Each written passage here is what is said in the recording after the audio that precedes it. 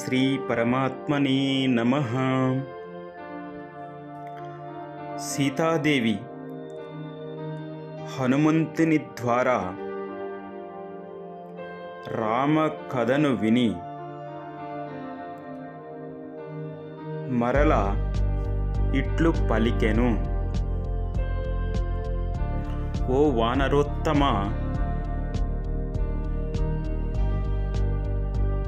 శ్రీరామునితో మీ పరిచయము ఎట్లు ఏర్పడినది?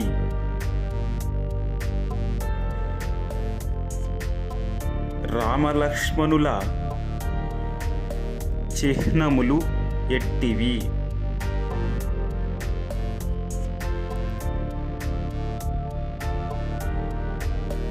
రామలక్ష్మణుల అందచందములు ఎట్టివి? వాటిని వివరింపుము అని హనుమంతుడు రామలక్ష్మణుల గురించి తెలిసినవాడా కాదా అని సీతాదేవి ఇలా అడిగినది.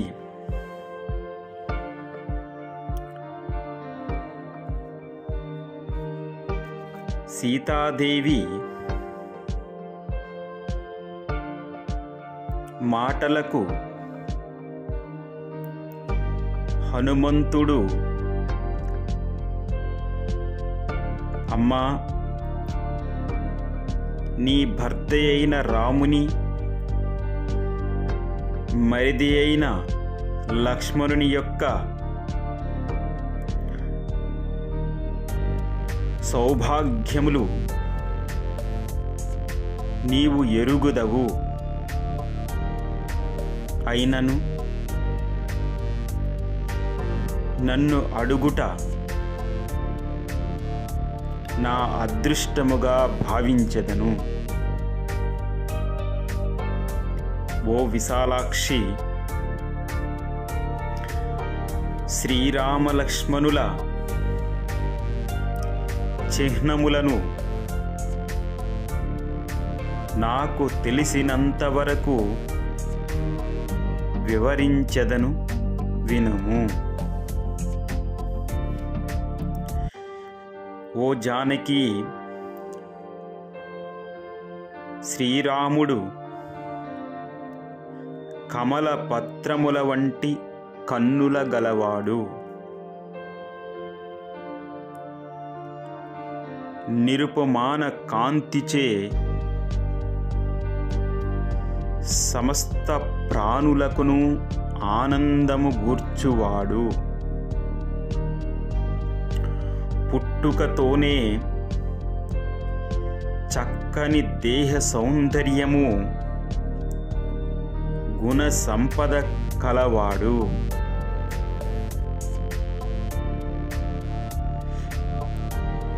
తేజస్సున సూర్యుని వంటివాడు. సహనమునందు భూదేవితో సమానుడు. బుద్ధియందు బృహస్పతి వంటివాడు.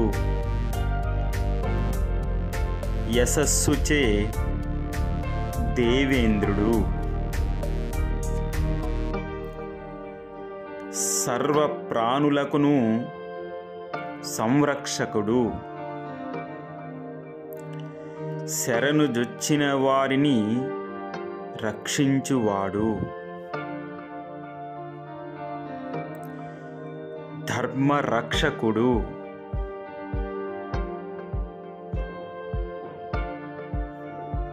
శత్రువులను రూపుమాపువాడు. లోక మర్యాదలను పాటించుచు ఇతరులచే పాటింపజేయువాడు.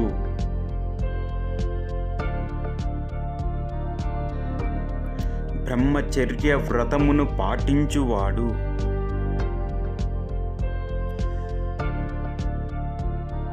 సత్పురుషులు వనర్చిన ఉపకారములను మరువనివాడు. జ్ఞాన సంపన్నుడు. లోక కళ్యాణమునకై కర్మలు ఆచరించువాడు. ఇతరులచే ఆచరింపజేయువాడు.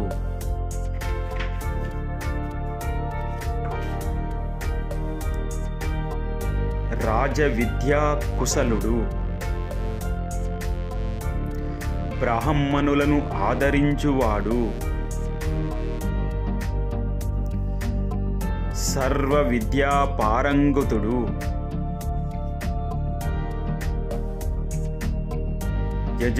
యజుర్వేదమునందు ధనుర్వేదమునందు ఋగ్వేద అథర్వ వేదములందు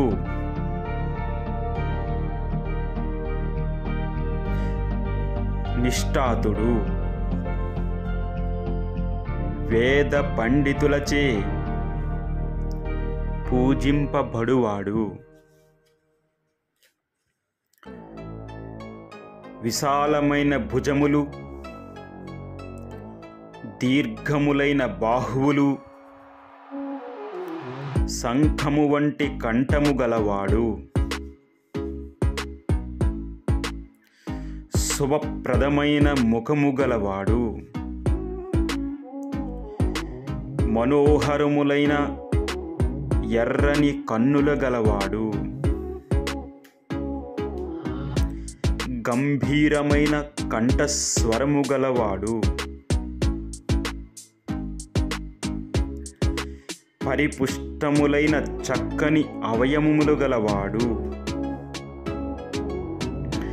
మేఘ శ్యామ వర్ణ శోభితుడు. ఓ సీతాదేవి,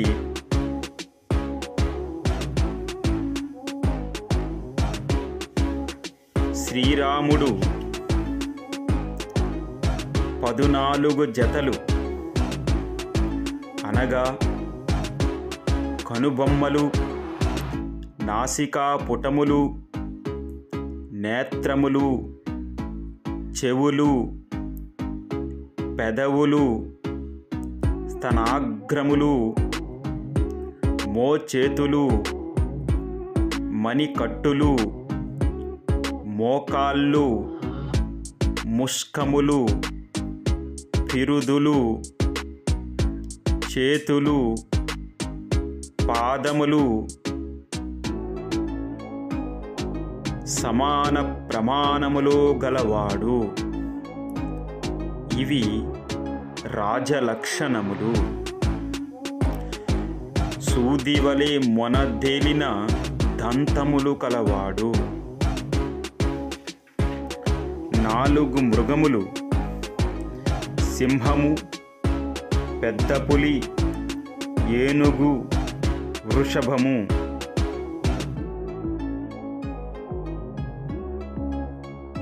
వలె నడక గలవాడు.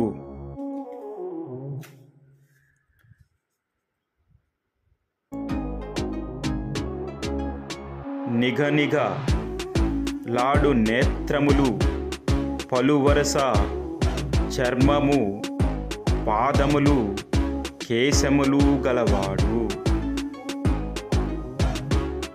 శ్రీరాముడు సకల ఐశ్వర్య సంపన్నుడు. సత్యభాషణమునందును ధర్మాచరణమునందును నిరతుడు. ధర్మ మార్గమున ధనమును ఆర్జించి పాత్రులకు దానము చేయువాడు. దేశకాలములకు అనువుగా ప్రవర్తించువాడు. అందరి తోడను ప్రియముగా మాట్లాడువాడు. శ్రీరాముని సోదరుడైన లక్ష్మణుడు ఇద్దరు తల్లుల కౌసల్యా సుమిత్రుల ముద్దుల కొడుకు. అతను అనురాగము చేతను రూప గుణముల చేతను పూర్తిగా రాముని వంటి వాడే. అతడు సాటిలేని వీరుడు. శ్రీరాముడు మేఘశ్యాముడు, లక్ష్మణుడు బంగారు వన్నెవాడు. తల్లి, ఆ పురుష శ్రేష్ఠులిద్దరును నిన్ను చూడవలెనని కుతూహపడుచున్నారు. ఆ సోదరులిద్దరును నిన్ను వెదుకుచు తిరుగుచు మా సమీపమునకు వచ్చిరి. సుగ్రీవుడు తన అన్నయైన వాలిచే బహిష్కృతుడై ఋష్యమూక పర్వతముపై నివసించుచుండెను. ఆ సుగ్రీవుడు రామలక్ష్మణులు ఋష్యమూక పర్వతముపై తిరుగట చూచిరి.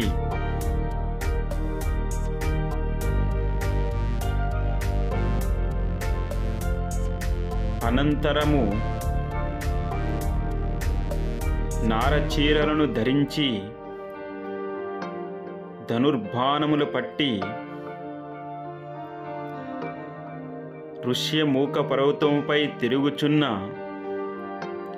రామలక్ష్మణులను ఆ కపీంద్రుడు సుగ్రీవుడు చూచి భయకంపితుడై పర్వత శిఖరమున చేరి వారి కడకు నన్నే పంపెను. సుగ్రీవాజ్ఞను అనుసరించి చక్కని రూపరేఖల గలవారును సద్గుణ సంపన్నులను అగు రామలక్ష్మణులను సమీపించి అంజలి ఘటించి సుగ్రీవుని యథార్థ వృత్తాంతమును తెలిపితిని. వారు సుగ్రీవుని కడకే వచ్చెదరని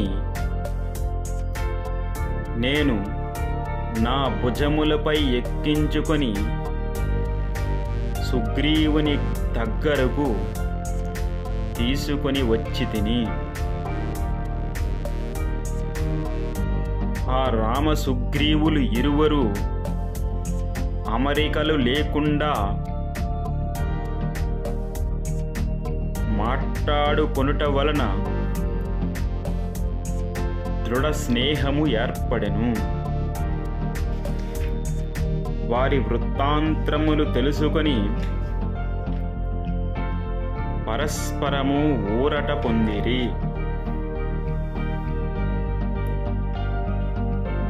రావణుడు నిన్ను అపహరించుకుని పోయినప్పుడు కొన్ని ఆభరణములు నీవు భూమిపై పడివేసితివి. వాటిని సేకరించి సుగ్రీవునకు నేనే ఇచ్చి తిని ఆ నగలను సుగ్రీవుడు శ్రీరామునకు సమర్పించెను. సుందరములైన నీ ఆభరణములను దివ్యస్వరూపుడైన శ్రీరాముడు పదే పదే చూచుచూ పరితిపింపసాగాను. అప్పుడు నేనే పెక్కు సాంత్వన వచనములతో ఆయనను తేలిక పరిచితిని.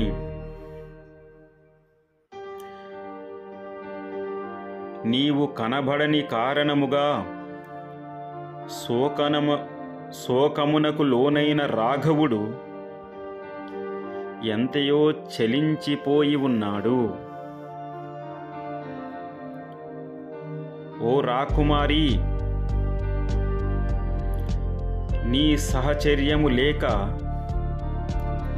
శ్రీరాముడు ఆనందముగా లేడు. రాముడు వాలిని చంపుటను, సుగ్రీవుడు నిన్ను వెదికించుటను ఉభయులు ఒప్పందము చేసుకునిరి. వాలి మరణము తరువాత సుగ్రీవుడు కిష్కింధకు రాజాయెను.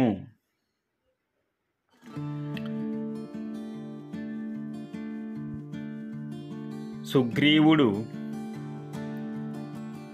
వానర యోధులను రప్పించి నిన్ను అన్వేషించుటకై అన్ని దిక్కులకు పంపెను. వాలుసుతుడైన అంగదుడు వానర సేనతో కూడి ఈ దక్షిణ దిశకు వచ్చెను. మేము శ్రేష్టమైన వింధ్యాద్రియందు సంచరించుచుండగా దారి తప్పి ఒక గుహలో ప్రవేశించి పెక్కు దినములను గడిచిపోయినవి. గడువు మీరుట వలన సుగ్రీవుని భయముతో మేము ప్రాణత్యాగమునకు సిద్ధపడితిమి.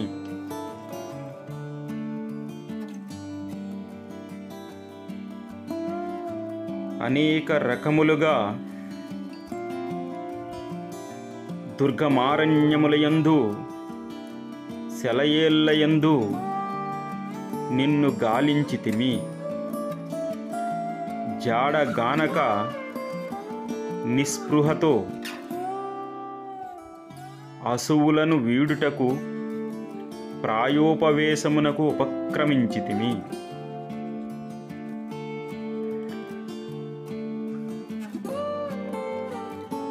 సుగ్రీవాజ్ఞను సకాలములో నెరవేర్పజాలక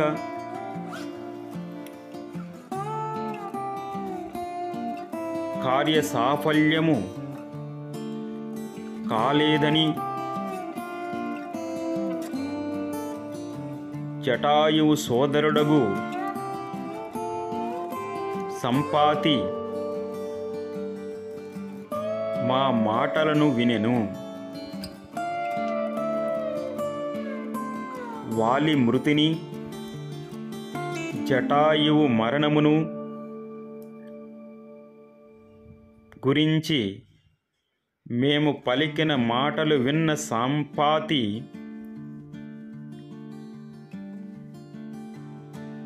తన తమ్ముడైన జటాయువు మరణ వార్త విని మా దగ్గరికి వచ్చెను. రావణునిచే జటాయువు చంపబడుటను గూర్చి అంగదుడు సంపాతికి తెలిపెను. జటాయువు మృతిని గూర్చుని విని దుఃఖితుడైన సంపాతి రావణ లంకలో నీ విషయమై మాకు తెలిపెను. సంపాతి పలికిన సంతోషకరములైన మాటలు విని మేము సముద్ర తీరమునకు చేరితిమి.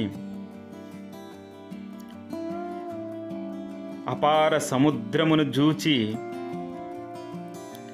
కపి సైన్యము భయాందోళనకు పడిసెను. వారి భయములను పోగొట్టుచు నేను 100 యోజనములు గల ఈ జలసంధిని లంఘించి తిని రాక్షసులతో కూడిన ఈ లంకలో రాత్రి అందే ప్రవేశించి తిని. ఓ పూజ్యురాల, రావణుని చూచి తిని, నిన్నును దర్శించి తిని. నేను ఈ వృత్తాంతమును పూర్తిగా నీకు విన్నవించుతున్నాను. ఇప్పుడైనా నేను శ్రీరాముని దూతనని విశ్వసింపుము. ఆ స్వామి ప్రోత్సాహముతోనే నిన్ను అన్వేషించుచు ఇచ్చటకు వచ్చి తిని. దయచూపి నాతో మాటలాడుము. అమ్మా, నేను వాయుసుతుడను, సుగ్రీవుని మంత్రిని. నన్ను నమ్ముము. శస్త్రధారులందరిలో మేటి అయిన నీ నాథుడు కుశలమే. అగ్రజని సేవలయందే నిమగ్నుడగు లక్ష్మణుడు కుశలియే. సుగ్రీవుని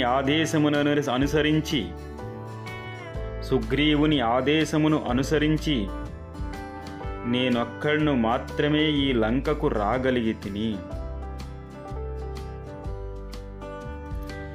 నీ జాడ తెలియక వానర వీరులందరూ మిక్కిలి పరితపించుచున్నారు. నీ వార్తను తెలిపి వారి సంతాపమును తొలగింపవలెను. ఓ దేవి, నేను అదృష్టవంతుడను. ఎన్ని ఆటంకములెదురైనను నిన్ను దర్శించే కీర్తి నాకే దక్కినది.